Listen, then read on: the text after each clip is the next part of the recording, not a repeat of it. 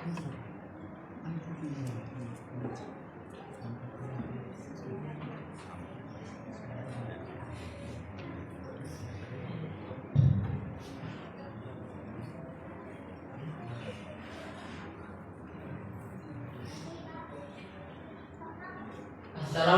warahmatullahi wabarakatuh. Waalaikumsalam warahmatullahi wabarakatuh. Alhamdulillah, alhamdulillahirabbil alamin. Assalatu wassalam ala asrofil anbiya'i wal mursalin wala alihi wasahbihi ajmain, amma ba'd. Pertama-tama, marilah kita senantiasa menjadikan puji dan syukur atas kehadirat Allah Subhanahu wa taala. Karena atas limpahan rahmat, taufik dan hidayahnya sehingga pada malam ke-13 Ramadan ini kita masih diberi kesempatan untuk berkumpul di tempat yang penuh barakah ini guna melaksanakan salat tarawih dan witir secara jamaah. Selawat dan salam semoga senantiasa tercurahkan kepada junjungan kita Nabi besar Muhammad Sallallahu Alaihi Wasallam, Nabi yang menjadi suri tauladan dan pemimpin yang baik. Kami dari panitia Ramadan 1446 Hijriah Masjid Ar-Rahman Kompleks Majelis ingin menyampaikan beberapa hal. Yang pertama, kami selaku panitia Ramadan Masjid Ar-Rahman mengucapkan terima kasih yang sebesar-besarnya kepada para jamaah yang telah berpartisipasi dalam membuka berbuka puasa di masjid kita tercinta ini. Semoga amal dan ibadah Bapak Ibu diterima oleh Allah Subhanahu wa taala dan mendapatkan pahala yang berlipat ganda. Amin. Kami sampaikan juga kepada seluruh jamaah bahwa insyaallah besok akan diadakan kembali buka puasa di masjid kita tercinta ini. Maka dari itu kami mohon kesediaan Bapak Ibu agar dapat memberikan konsumsi buka puasa bersama sesuai jadwal yang telah kita berikan. Adapun nama-nama keluarga yang akan diberikan hidangan buka puasa pada esok hari adalah sebagai berikut. Jalan Menteri Raya, Jalan Anggrek Raya, Jalan Melati 5 Belakang, Ruko Cakar, dan Talon Anggrek. Bagi jamaah yang ingin menjalankan hidangan puasa ke masjid, panitia siap melayani jemputan donasi ke rumah jamaah. Penyampaian kedua, laporan keadaan keuangan Ramadan Masjid Ar-Rahman 1446 Hijriah. Laporan keuangan Amalia Ramadan Masjid Ar-Rahman Majunes. Jumlah saldo kas Amalia Ramadan malam sebelumnya sebesar Rp3.933.000. Jumlah kotak amal yang masuk dalam 12 Ramadan tanggal 11 Maret 2025 sebesar Rp550.000. Penerimaan sumbangan melalui jumlah saldo kas Amalia Ramadan Masjid tanggal 12 Maret 2025 sebesar Rp4.483.000. Pengeluaran operasional tarawih sebesar Rp300.000. Biaya pembelian alat tulis dan spanduk sebesar Rp323.000. Jumlah pengeluaran sebesar Rp623.000 dan jumlah saldo kas Amalia Ramadan sampai dengan malam hari ini sebesar Rp3.860.000. Hadirin sidang jamaah tarawih yang berbahagia, adapun yang bertindak sebagai penceramah kawadan pada malam hari ini yakni Al-Ustaz Dr. Andes Haji Muhammad Aras MM. Alhamdulillah beliau telah berada di tengah-tengah kita dan menjadi imam tarawih pada malam ini yakni Ustaz Muhammad Aksan. Sekian dari kami. Wabillahi taufiq wal hidayah. Wassalamualaikum warahmatullahi wabarakatuh. Dan kepada Ustaz kami persilakan. Waliyatafadhal masykur.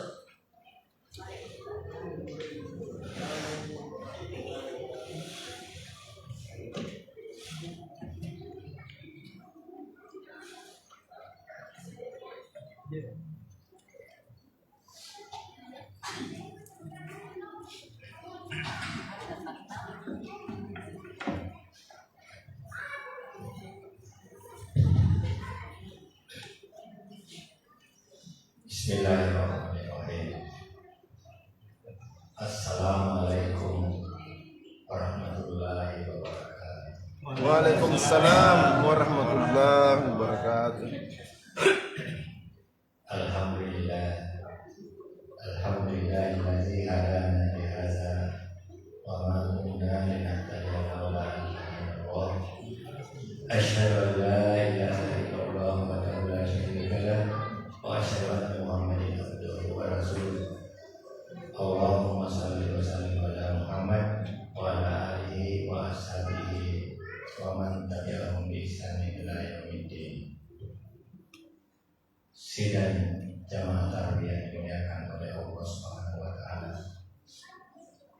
Mari kita tidak henti-hentinya memanjatkan puji syukur kehadirat Allah Subhanahu wa taala atas rahmat dan limpahan nikmat-Nya, sehingga pada malam hari ini kita berada di tempat yang sangat berbahagia ini untuk bersama-sama melaksanakan sholat tarawih secara berjamaah. Sidang jamaah tarawih yang dimuliakan oleh Allah SWT. Dan mari kita juga senantiasa mengirimkan selawat dan salam kepada junjungan Nabi besar Muhammad Sallallahu Alaihi Wasallam sebagai suri tauladan aswatul hasanah, diibaratkan siraja munirah, yaitu sang pembawa cahaya dari alam kegelapan ke alam terang benderang, atau dari zaman kejahilian mengeluarkan kita ke zaman cahaya Islam. Semoga kita mendapat syafaatnya di hari kemudian nanti, insya Allah. Amin amin ya rabbal alamin. Kita sudah berada pada malam ke-13. Waktu berjalan terus menuju ke masa depan. Ibarat kita naik kereta, kereta berjalan terus dari stasiun ke stasiun. Kita tidak tahu di stasiun mana kita diturunkan. Itulah gambaran kehidupan manusia di muka bumi ini. Kita beraktivitas dari detik ke jam, dari jam ke hari, dari hari ke minggu, dari minggu ke bulan, bulan ke tahun.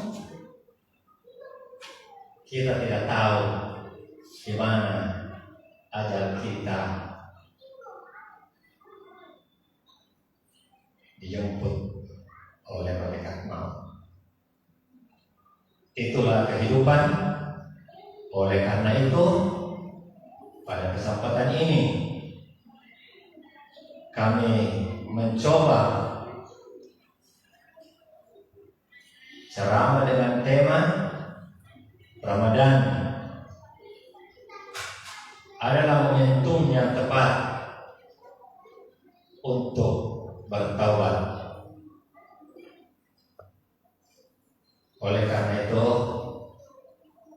marilah kita senantiasa bertaubat kepada Allah Subhanahu wa taala dengan betul-betul taubat yang sebenar-benarnya, yang biasa disebut dengan taubatan nasuha.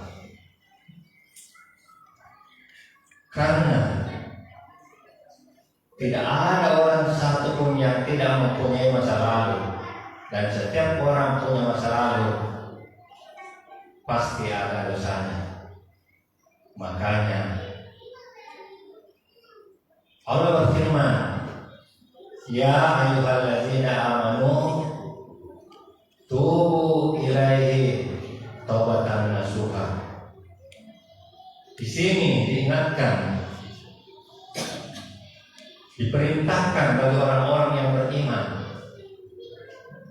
dicintai, disayangi oleh Allah bagi orang yang beriman. Hai orang-orang yang beriman,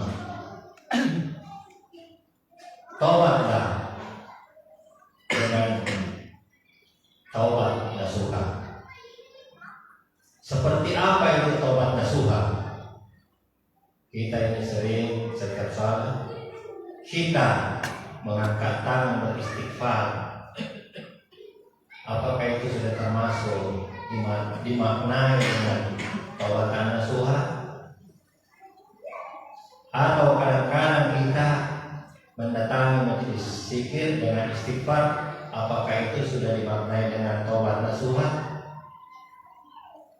Imam Ibnu Katsir rahimahullah menjelaskan atau memaknai taubatan nasuha yaitu bagaimana kita menghindari dosa-dosa saat ini. Karena begitu gampang kita terpeleset ke dosa-dosa, apalagi dengan adanya seperti ini. Kadang-kadang semua bisa terpeleset. Ini sangat berbahaya untuk dosa-dosa yang kecil-kecil yang kita tidak sadari, dan itulah nantinya kalau bertumpuk akhirnya menjadi tebal dan menjadi dosa besar yang kita tidak sadari. Kadang-kadang kita buka HP, buka. Ada yang singkat di mata kita di situ karena sangat menarik. Ternyata dengan itu bisa menimbulkan. Kedua, kadang-kadang ada teman WA, chat, ada salah paham, meleset. Nah itu. Kalau ini berlarut-larut, apalagi kalau sudah masuk ke area ketemu dengan orangnya, nah ini yang sangat fatal. Akhirnya dosa-dosa jadi fitnah, menjadi inilah topiknya yang menjadi dosa besar. Kemudian yang kedua, menurut Ibnu Katsir bahwa taubatan nasuha yaitu bagaimana kita menyesali dosa-dosa yang telah lalu. Karena kita tidak ada orang pun yang mempunyai masa lalu tidak ada dosanya.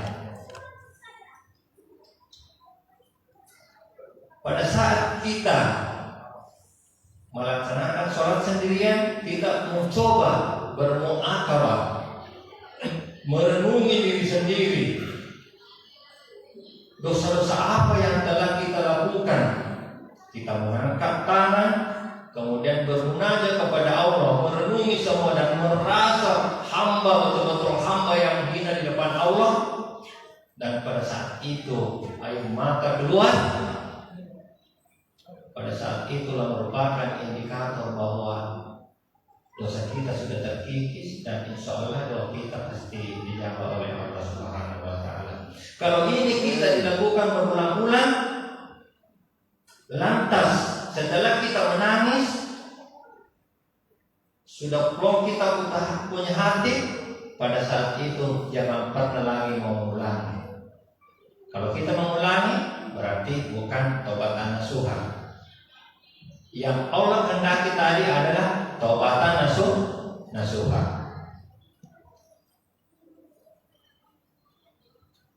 Yang paling yang ketiga ini, dosa di antara sesama kita. Ini kita harus sadari. Dosa di antara sesama kita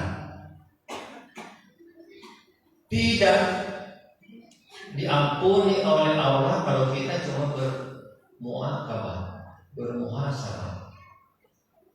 Kita harus ke orangnya, kemudian kita menyelesaikan. Kalau masalah sakit hatinya harus kita sembuhkan. Ini bahayanya kalau kita Ya, kadang-kadang dianggap biasa, tapi ternyata orang tidak menganggap biasa.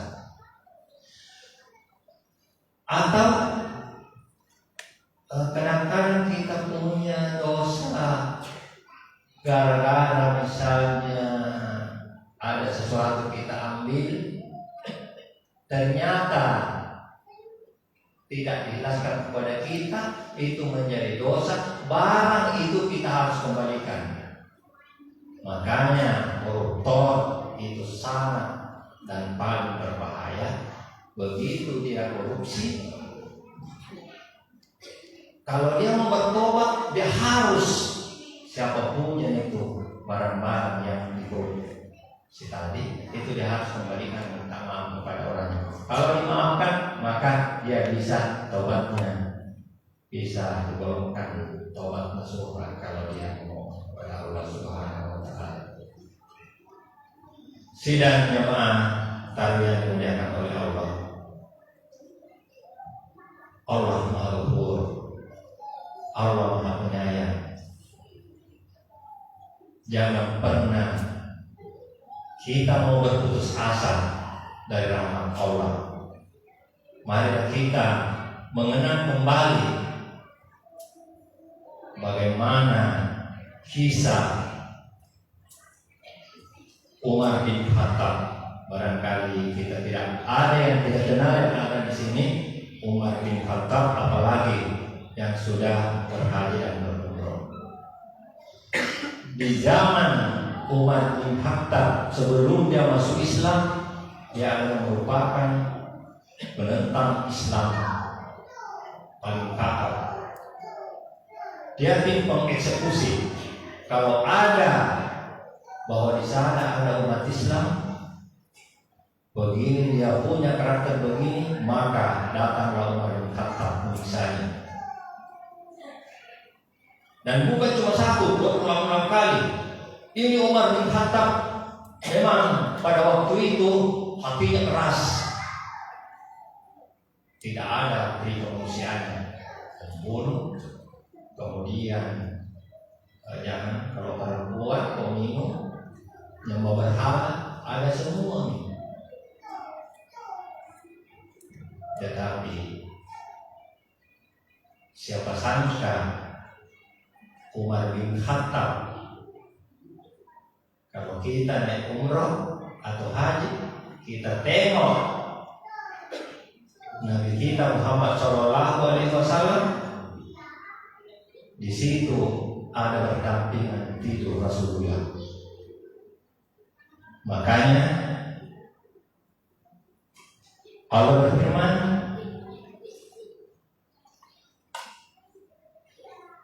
Qul ibadallah la taqnatullah min rahmatillah innallaha yaghfiru dzunuba jami'an innallaha wal ghafurur rahim. Sesungguhnya wahai hamba-hamba, jangan pernah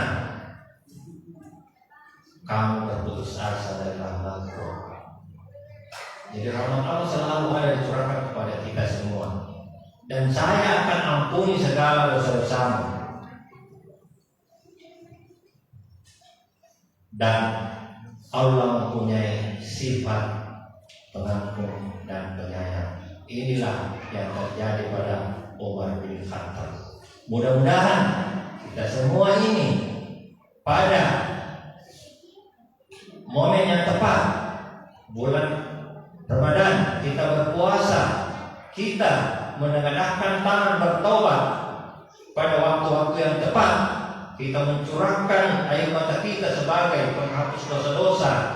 Insya Allah kita termasuk orang-orang yang diterima tobatnya dengan tobatan nasuha, sehingga pada saat nanti kelak kita termasuk orang-orang yang dicintai oleh Allah, dan kita termasuk golongan-golongan yang kita idam-idamkan, yaitu husnul khatimah. Pada saat akhir hidup kita, Allah akan membuktikan di hadapan kita pada saat kita sakarat Dia memanggil kita dengan panggilan mesra. Orang menangis di samping kita, tetapi kita menghadapi dengan jiwa yang tenang. Ya ayatuhan nafsul mutmainnah, irji'i ila rabbiki radiyatan mardiyah, wadkhuli ibadi wadkhuli jannati. Wahai jiwa-jiwa yang tenang, kembalilah dengan hati yang puas lagi diridhoi, dan masuklah ke golongan hamba-hambaku, yaitu ke surgaku. Alhamdulillah, mudah-mudahan kita semua bisa tergolong orang-orang yang bertobat dan orang-orang yang dicintai Allah, dan kita dimasukkan ke surga dengan panggilan cinta penuh dengan kemesraan.